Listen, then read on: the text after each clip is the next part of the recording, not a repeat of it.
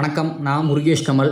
So இந்த channel stock return அப்படிங்கிறது எதுக்காண்டி ஆரம்பித்தேன்னா, ஈக்விட்டி ரிசர்ச். நான் வந்து ஒரு value investor. So under valued ஸ்டாக்கை ஈக்விட்டி ரிசர்ச் பண்ணி அது எந்த ப்ரைஸில் வாங்கினா நம்மளுக்கு கரெக்டான இன்வெஸ்ட்மெண்ட் டிசிஷனாக இருக்கும் அப்படிங்கிறத ஈக்விட்டி ரிசர்ச் மூலயமா டிசைட் பண்ணுறாள். ஸோ நான் பண்ணுற ஈக்விட்டி ரிசர்ச் உங்களுக்கும் உபயோகமாக இருக்கணுங்கிறதுக்காண்டி ஒரு ப்ரெசன்டேஷன் மாதிரி போட்டு அதை எக்ஸ்பிளைன் பண்ணிடலாம் அப்படிங்கிறதுக்காண்டி தான் ஸ்டாக் ரிட்டர்ன் அப்படிங்கிற சேனலை ஆரம்பித்தேன். ஸோ இந்த சேனலில் பார்த்தோன்னா stock undervalue stock equity research அது மட்டும் இல்லாமல் அதனுடைய ஃபண்டமெண்டல் அனாலிசிஸ் அண்டு அதனுடைய பிஸ்னஸ் அப்டேட்ஸுங்கிறத ஒரு கண்டினியூஸ் சீரீஸாக கொண்டு போகலாம் அப்படிங்கிற மாதிரி பிளான் பண்ணியிருக்கேன். ஸோ அதனுடைய ஃபஸ்ட்டு வீடியோவை இன்றைக்கி தமிழ்நாடு மெர்கன்டைல் வங்கி, தமிழ்நாடு பூர்வீகமாக கொண்ட ஒரு பேங்க்கு. ஸோ 2021 ஐபிஓ வந்து கிட்டத்தட்ட ப்ரொமோட்டர் இஷ்யூங்கிறனால, ப்ரொமோட்டர் ஷேர் இஷ்யூவில் இருக்கிறனால பெரிய ரேஞ்சில் ஒரு அண்டர் வேல்யூட் ஸ்டாக்காக அண்டர் பெர்ஃபார்ம் பண்ணிகிட்ருக்கு.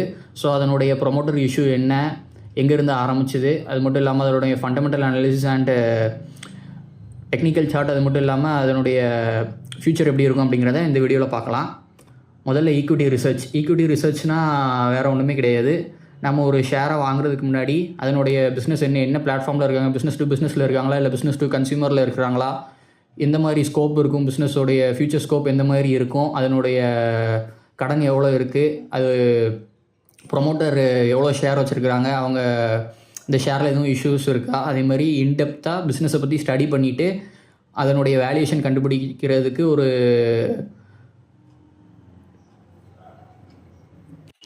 அளவுகோல் தான் ஈக்விட்டி ரிசர்ச். ஸோ நம்மளுக்கு எந்த ரேஞ்சில் இன்வெஸ்ட் பண்ணலாம், பிஸ்னஸோடைய இன்டெப்த் நாலேஜ் ஈக்விட்டி ரிசர்ச் பண்ணுறது மூலிமா நம்மளுக்கு கிடச்சிரும். ஸோ இப்போ தமிழ்நாடு மெர்கன்டைல் வங்கியை பற்றி பார்க்கலாம். ஸோ தமிழ்நாடு மெர்கன்டைல் வங்கி தூத்துக்குடியை பூர்வீகமாக கொண்டது. ஸோ 1921 ஆரம்பிச்சிட்டாங்க. கிட்டத்தட்ட 100 வருஷத்துக்கு மேலே தமிழ்நாடு மெர்கன்டைல் வங்கி சக்ஸஸ்ஃபுல்லாக இயங்கிக்கிட்டு இருக்குது. ஸோ ஆர்டர் பேங்க்குன்னு ஆரம்பித்து இப்போ தமிழ்நாடு மெர்கன்டைல் வங்கி அப்படிங்கிற பேரில் ரன் ஆகிட்டு இருக்குது.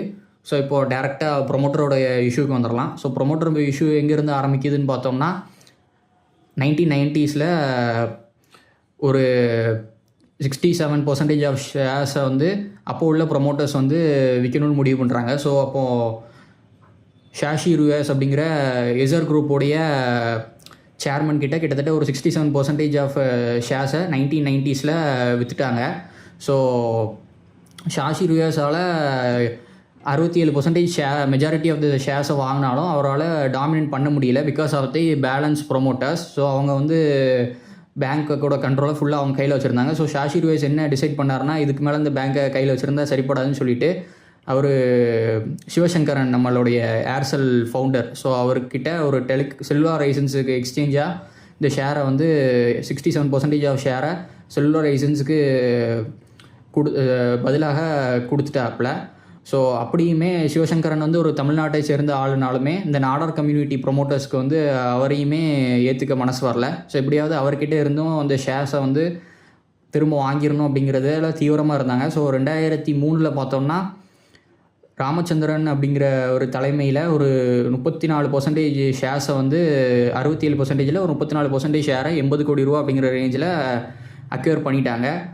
பட் பேலன்ஸ் 33% ஷேர்ஸை வந்து எப்படியாவது திரும்ப வாங்கிடணும், அவங்களால அப்போதைக்கு வாங்க முடியல. ஸோ 2004 அப்போ உள்ள deputy prime minister mister Advani அவர்கள் இன்டர்ஃபியர் ஆகி பேலன்ஸ் 33% ஷேருமே கைமாறுற நிலமையில் இருந்தது. பட் அது வந்து வேரியஸ் ரீசன்ஸால் டிஎம்பிக்கு திரும்ப கிடைக்காமல் இருந்தது. ஸோ 67%ல் ஒரு 34% மட்டுமே அவங்களால கைப்பற்ற முடிஞ்சது. பேலன்ஸ் 33% வந்து அவங்களால ரெக்கவர் பண்ண முடியல. ஸோ இப்போது இந்த ஷேர் அண்டர் பெர்ஃபார்ம் பண்ணுறது காரணமே இந்த ரிமைனிங் 33% ஷேர் தான். ஸோ அதுக்கப்புறம் பார்த்தோம்னா 2007 ரிசர்வ் பேங்க் ஆஃப் இந்தியா வந்து இன்டர்ஃபியர் ஆகுறாங்க. எதுக்காண்டி அப்படின்னா, 2009 இன்டர்ஃபியர் ஆகுறாங்க. எதுக்காண்டினா 2007 அப்போது இருந்த கர்த்தா ஹோல்டிங்ஸ் அப்படிங்கிற ஒரு ஃபேமுடைய டைரக்டர் மிஸ்டர் ரமேஷ் வெங்கல் அப்படிங்கிறவர் ஒரு 46,862 ஷேரை டிஎம்பியோடைய அப்போ இருந்த ப்ரொமோட்டர்ஸை இன்ஃப்ளூயன்ஸ் பண்ணி ஒரு 7 நான் ரெசிடென்ட் இண்டிவிஜுவல்ஸுக்கும் ஒரு 48,556 ஷேர்ஸை எம்ஜிஎம் ஆரன் மற்றும் PG Ramachandra Adityan, Gokul Patnaik, Victor programme அப்படிங்கிற ஈக்விட்டி ஃபேம் அண்டு இன்வெஸ்டர்ஸுக்கு ஆர்பிஐயோடைய ப்ரேயர் அப்ரூவல் இல்லாமல் ட்ரான்ஸ்ஃபர் பண்ணியிருக்காங்க. ஸோ அதை வந்து ரிசர்வ் பேங்க் ஆஃப் இந்தியா வந்து கனகராஜ் அப்படிங்கிற one of the representative of TMB bank வந்து பாம்பே ஹைகோர்ட்டில் வந்து பெட்டிஷன் ஃபைல் பண்ணி ஸோ இப்படி ஒரு விஷயம் நடந்திருக்கு அப்படிங்கிறத கொண்டு வந்து ஸோ இந்த 46,862 மற்றும் 48,556 ஷேரை ஆத்தரைஸ் பண்ணக்கூடாது, அந்த செல் பண்ணதை நீங்கள் ஆத்தரைஸ் பண்ணக்கூடாது அப்படிங்கிற மாதிரி கேஸ் ஃபைல் பண்ணிட்டாங்க. ஸோ ஆர்பிஐயுமே இதில் இன்டர்ஃபியர் ஆகி எங்ககிட்ட எந்த ப்ரியர் அப்ரூவலுமே இல்லாமல் நீங்கள் எப்படி அந்த 32.62% ஷேரை வந்து கைமாற்றுவீங்க அப்படிங்கிற மாதிரி இன்டர்ஃபியர் ஆகி ஸோ பேங்க் ஷேர்ஸ் வந்து இந்த 32.62% ஷேர் வந்து இன்னுமே ட்ரான்ஸ்ஃபர் ஆனதை ஆர்பிஐ அண்டு கோர்ட் வந்து அப்ரூவ் பண்ணாமல் வச்சுருக்காங்க. ஸோ அந்த 32.62% ஷேர் வந்து இன்னும் லிட்டிகேஷனில் தான் இருக்குது. ஸோ அந்த ரமேஷ் வெங்கல் அப்படிங்கிறவங்க வந்து இந்த அப்போ உள்ள ப்ரொமோட்டர்ஸை இன்ஃப்ளூயன்ஸ் பண்ணாமல் இருந்திருந்தால் இந்த பிரச்சனை வந்து வந்திருக்காது. ஸோ இதுதான் இந்த ப்ரொமோட்டர் இஷ்யூ எனக்கு புரிஞ்ச அளவு. இது மட்டும் இல்லாமல் என்ஃபோர்ஸ்மெண்ட் டைரக்டரேட் கையில் ஒரு 6%, 5 or 6% ஷேர் இருக்குது அப்படிங்கிற மாதிரி ஆர்டிக்கலில் பார்த்துருந்தேன். ஸோ அதுவுமே இந்த 33% ஷேருக்குள்ளே தான் அடங்கும் அப்படின்னு நான் நம்புகிறேன்.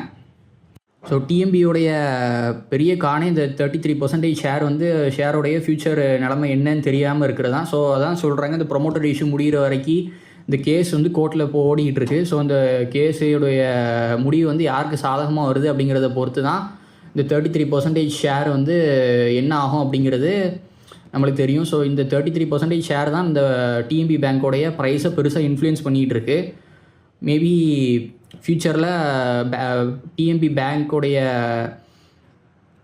33% ஷேர் வாங்கினவங்களுக்கு சாதகமாக வந்ததுன்னா மேபி இந்த ஷேர்ஸ் வந்து மார்க்கெட்டில் செல் ஆஃப் வர்றதுக்கான வாய்ப்புகளும் அதிகம். 33% ஷேர் செல் ஆஃபுக்கு வந்துருச்சுன்னா ஒரு பெரிய கிட்டத்தட்ட ப்ரைஸ் வந்து சிக்னிஃபிகண்ட்டாக ட்ராப் ஆகிறதுக்கும் வாய்ப்பு இருக்குது. ஸோ இதுதான் டிஎம்பியோடைய ப்ரொமோட்டர் இஷ்யூ என்னோட அளவு, எனக்கு புரிஞ்ச அளவு. இப்போது ஷேர் ஹோல்டிங் பேட்டர்ன்னு பார்த்தோம்னா ஃபாரின் இன்ஸ்டிடியூஷனல் இன்வெஸ்டர்ஸ் வந்து கிட்டத்தட்ட 23% செப்டம்பரில் இருந்து 2022 இப்போ கிட்டத்தட்ட 4% குறைச்சிட்டாங்க. ஸோ எஃப்ஐஎஸை பற்றி நம்மளுக்கு தெரியும், அவங்க ரிட்டர்ன்ஸ் எல்லா இடத்துல கண்டிப்பாக இருக்க மாட்டாங்க. டிஐஸுமே 5% கிட்டத்தட்ட 2% குறைச்சிருக்காங்க. பப்ளிக் பார்த்தோம்னா அவங்க கையில் தான் ஒரு 93.69% ஷேர் இருக்குது. இப்போ வந்து தமிழ்நாடு மெர்கன்டைல் பேங்க் வந்து ஒரு ப்ரொஃபஷனலி மேனேஜ்டு கம்பெனி ஆகிடுச்சு. ஸோ இந்த கோர்ட் கேசஸ் அப்படின்னு ஒரு 8.87% ஷேர்ஸ் வந்து ஸ்க்ரீனர் வெப்சைட்டில் மென்ஷன் பண்ணியிருக்காங்க. ஸோ இந்த 8.87% ஷேர் வந்து இந்த என்ஃபோர்ஸ்மெண்ட் டைரக்டரேட் கையில் இருக்கிறது மட்டும் இல்லாமல் ஒரு ஆர்பிஐ கையில் ஒரு 3% ஷேர் இருக்கும் அப்படிங்கிற மாதிரி நான் ஆர்டிக்கலில் பார்த்தேன். அது எந்த அளவுக்கு க்ரெடிபிள்னு எனக்கு தெரியலை. ஸோ ஷேர் ஹோல்டிங் பேட்டர்னு பார்த்தோம்னா பப்ளிக் கிட்ட தான் மெஜாரிட்டி ஆஃப் த ஷேர் இருக்குது. ஸோ இப்போது ஃபைனான்ஷியல் பர்ஃபார்மன்ஸுக்கு வரும். தமிழ்நாடு மெர்கன்டைல் பேங்க்கில் இந்த ப்ரொமோட்டர் இஷ்யூவை தவிர்த்துட்டோன்னா மிச்சபடி ஃபைனான்ஷியல் பர்ஃபார்மன்ஸ் இதில் எந்த குறையுமே கிடையாது. ஸோ டெபாசிட்ஸ்னு பார்த்தோம்னா 2012-13 20,000 கோடியில் ஆரம்பிச்சு, அட்வான்ஸஸ்ன்னு பார்த்தோம்னா 16,000 கோடியில் ஆரம்பிச்சு, இப்போ 2024 ஒரு 40,000 கோடியாக அட்வான்ஸஸை கொண்டு வந்து நிறுத்தியிருக்காங்க. ஸோ ஒரு நல்ல க்ரோத் தான். ப்ராஃபிட்டுமே பார்த்தோம்னா 440 கோடியிலேருந்து இப்போ FY24 ப்ராஃபிட் 1072 கோடி, கிட்டத்தட்ட ஒரு 120 மடங்கு ப்ராஃபிட் க்ரோத்துமே இருக்குது. ஸோ இந்த இதை வந்து நீங்கள் வேணால் ஸ்க்ரீன்ஷாட் எடுத்து பார்த்துக்கோங்க. அவங்க அதோடைய NBA, GNPA, net NBA and ஆர்ஓஇலேருந்து எல்லாமே ஒரு 2012 to 2019 வரைக்கும் டீட்டெயில்டாக அந்த இதில் இருக்கும், டேபிளில் இருக்கும். ஸோ ஆர்பிஐ பார்த்தோம்னா இப்போது சலி சுகுமாரன் நாயர் அப்படிங்கிறதோட தான் நியூ எம்டிஎன் சிஇஓவாக அப்பாயின்ட் பண்ணியிருக்காங்க. ஸோ அவர் வந்து former deputy MD and CCO எஸ்பிஐயில் இருந்திருக்கிறாரு. ஸோ எஸ் கிருஷ்ணன் அப்படிங்கிறவர் தான் ஃபார்மர் எம்டியாக இருந்தார். அவர் வந்து ரிசைன் பண்ணிட்டார் செப்டம்பர்லேயே. ஃபண்டமெண்டல் ஃபேக்டர்னு பார்த்தோம்னாலுமே மார்க்கெட் கேப் ஒரு 7,737 கோடி மார்க்கெட் கேப் உள்ள, அதாவது ஒரு மிட் கேப் கேட்டகரி பேங்க்கு. புக் வேல்யூவே 500 இருக்குது. ஸோ அந்த ப்ரொமோட்டர் இஷ்யூங்கிறனால பிலோ புக் வேல்யூ தான் ட்ரேட் ஆகிட்டு இருக்குது. ஃபேஸ் வேல்யூ வந்து 10 rupees உள்ள பக்கம். ஆர்ஓஇ அண்ட் ஆர்ஓஇசிஇ ஓகேவாக இருக்குது. ஸோ டிவிடெண்ட்னு பார்த்தோம்னா லிஸ்ட் ஆனதுலேருந்து ஒரு 20 rupees டிவிடெண்ட் கொடுத்துருக்காங்க. ஸோ நெட் ப்ராஃபிட்னு பார்த்தோம்னாலே நம்ம முன்னாடி பார்த்த மாதிரி 440 கோடியில் ஆரம்பித்து 1072 கோடின்னு கொண்டு வந்திருக்காங்க. நெட் இன்ட்ரெஸ்ட் மார்ஜின் பார்த்தோம்னா 4.46% இருக்குது. என்பிஏயுமே இவங்களுடைய காம்படிட்டர்ஸை கம்பேர் பண்ணியில் ஓரளவுக்கு நாமினலாக தான் இருக்குது. ஒரு 1.44% அண்ட் 0.46%. ஸோ பேங்க் வந்து இப்போது பேன் இண்டியா ப்ரெசன்ஸில் தான் ரன் ஆகிட்டு இருக்காங்க. ஸோ ஒரு 567 பிரான்ச் வந்து கரண்ட்டாக இருக்குது. இப்போ டெக்னிக்கல் சார்ட்டுன்னு பார்த்தோம்னா பேங்க் வந்து லிஸ்ட் ஆகையில் ஒரு ஐபிஓ ப்ரைஸ் 500 சம்திங் நினைக்கிறேன். ஸோ 520 அப்படின்லேருந்து ஒரு 620 அப்படிங்கிற ரேஞ்ச் வரைக்கும் போயிட்டு திரும்ப இந்த 400 to 500 ரேஞ்சில் தான் கன்சாலிடேட் ஆகிட்டே இருக்குது. ஸோ எனக்கு தெரிஞ்சு நாம் ஒரு 400 ரேஞ்சில் வந்து ஒரு வெரி லாங் டேர்ம் பெர்ஸ்பெக்டிவாக அந்த ஷேரை கன்சிடர் பண்ணோன்னா நல்லாயிருக்கும். ஸோ இந்த கோர்ட் கேஸ் முடிகிற வரைக்கும் இந்த ஷேரோடைய பெர்ஃபார்மன்ஸ் வந்து இதே இந்த 400 to 500 ரேஞ்சுக்குள்ளே தான் இருக்கிறதுக்கான வாய்ப்புகள் இருக்குது. ஸோ பிபிஇன்னு பார்த்தோம்னாலுமே சிங்கிள் டிஜிட் பிபிஇ தான் இருக்கும். பிகாஸ் இபிஎஸ் வந்து கான்ஸ்டண்ட்டாக ப்ராஃபிட் ஏறுறதுனால க்ரோத் ஆகிக்கிட்டே இருக்குது.